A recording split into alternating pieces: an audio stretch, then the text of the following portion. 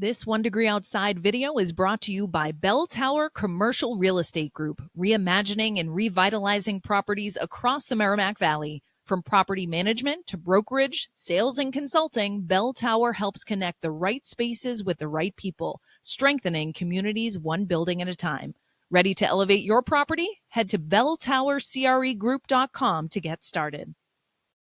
Beach boating and coastal marine forecast for Friday. Danielle Noyce here. Have you caught our new continuous weather stream? You have to check it out. Weather anytime, anywhere, 24/7. It's at 1degreeoutside.live. But if you have a smart TV, you can open up the YouTube app.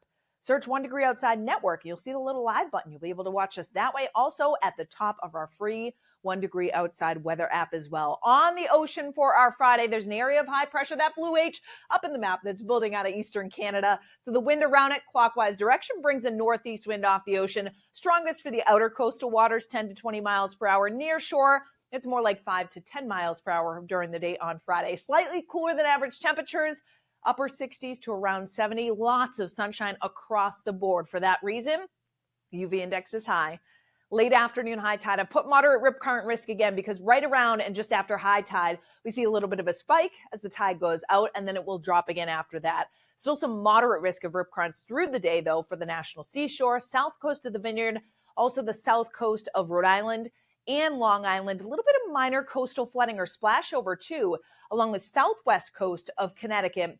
Astronomical high tides, so you may get a little bit of splash over either side of the high tide cycle. Keep that in mind. 1 foot seas, Buzzards Bay, over to Narragansett Bay, but about 2 to 3 footers elsewhere, and even some 4 foot seas still lingering off the coastline of the Outer Cape.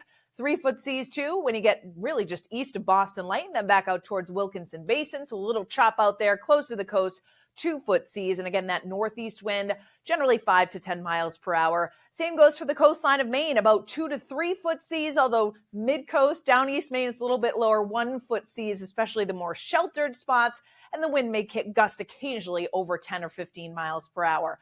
Offshore, we still have elevated seas that remain, about 5, 6 footers, all the way from Jordan Basin to the northern flank and down towards Georges Bank. As I play things through the day on Friday, what you will notice is that high builds in.